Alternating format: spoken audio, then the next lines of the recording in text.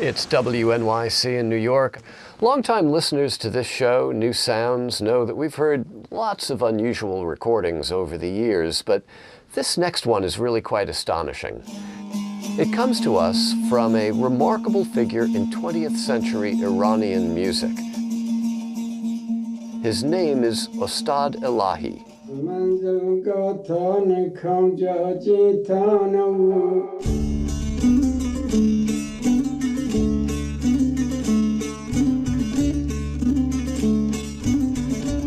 He never played in public.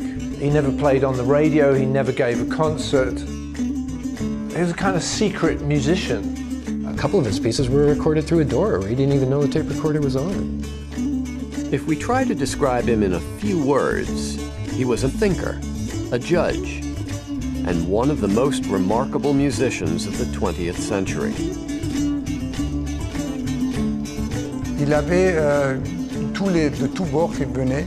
Il y avait des musiciens, il y avait des artistes, il y avait des philosophes, il y avait des gens tout simplement qui voulaient, qui cherchaient quelque chose.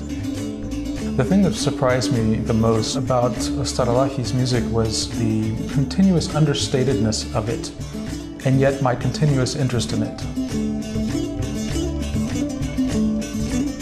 What's paradoxical about Ustad Elahi's music is that on the one hand it's continuous, not allowing for periods of silence, and yet the effect is to create a great silence within oneself.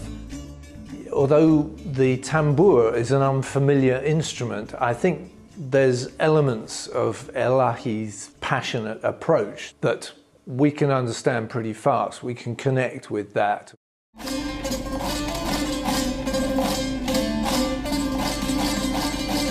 The tembur is a very old instrument and actually is in a way an icon of being sacred.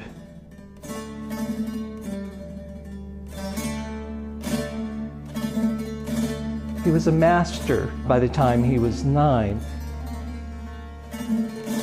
Les tambouristes disaient on ne peut plus rien lui apprendre, c'est lui notre maître et on préfère se taire et l'écouter. Lui, dès son enfance, il était dans un milieu féerique et mystique extraordinaire.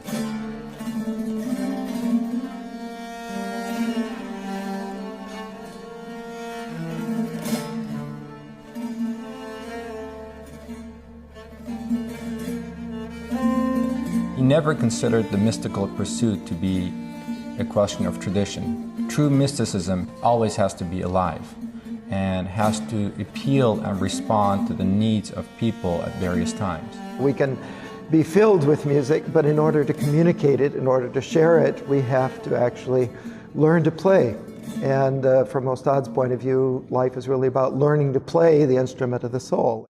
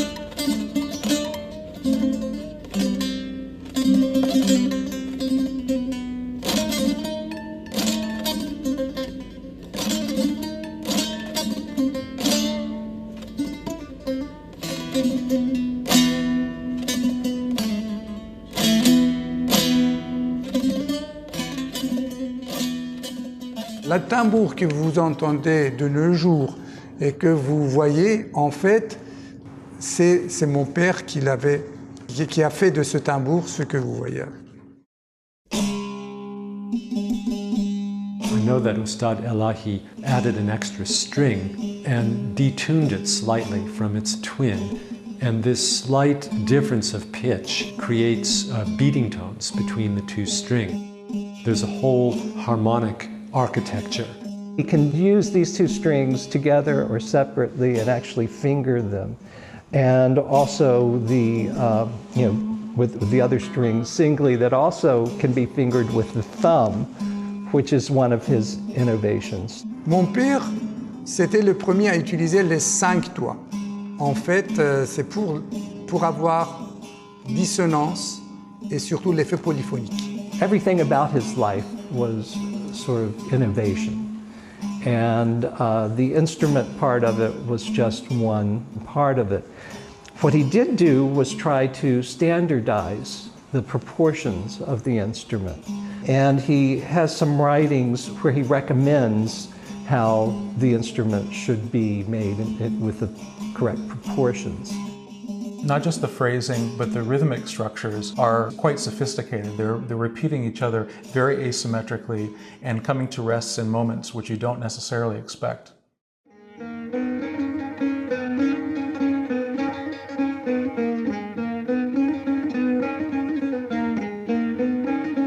He wasn't just a judge. I mean, people often say that. He was really working in the Ministry of Justice at the time that the nation of Iran was really being created as a modern nation state. So he was involved in in the setting up of a new system of law. This is an important aspect of modernization of Iran. It's a harder path to do that than to become a recluse and really give your whole mind and heart in that way to God or whatever your pursuit is.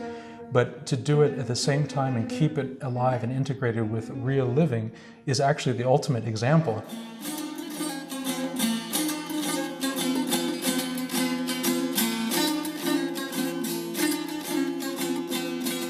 Ultimately, these pieces are meant to connect you with a different part of yourself that otherwise would be less accessible.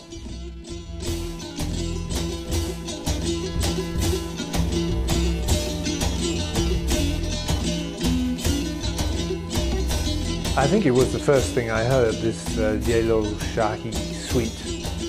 This is still the one I go back to because it's really long.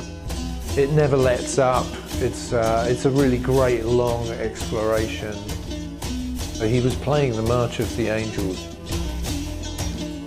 It's the ultimate musical experience, is to be taken away with some kind of soaring quality that you've never experienced before. That's why we listen to music. This music so beautifully represents the dynamic interface between order and chaos, between light and dark. And to have all these components in a composition of music really represents the apex of creativity and human consciousness. Certainly music can induce a kind of hyper-vigilant or hyper-conscious state where you're not out of it, but you're more in it than usual, more focused, more responsive, sort of in a peak state. And music can promote this, although through means that we don't fully understand.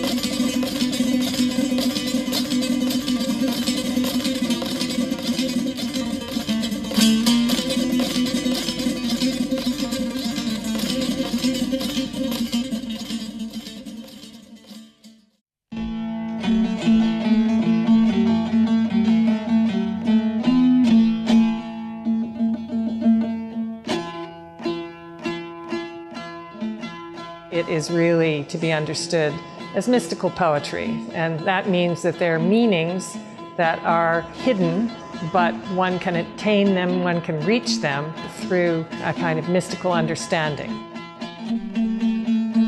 He basically believed something from which the music flowed, and that kind of basic way of approaching music, I think, is fantastic.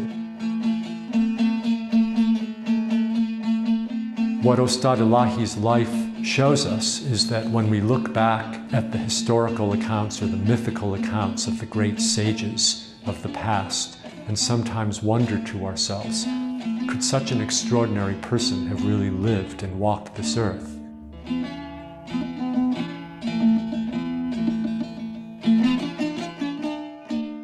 The answer has to be yes, because here's one of them who was recently among us.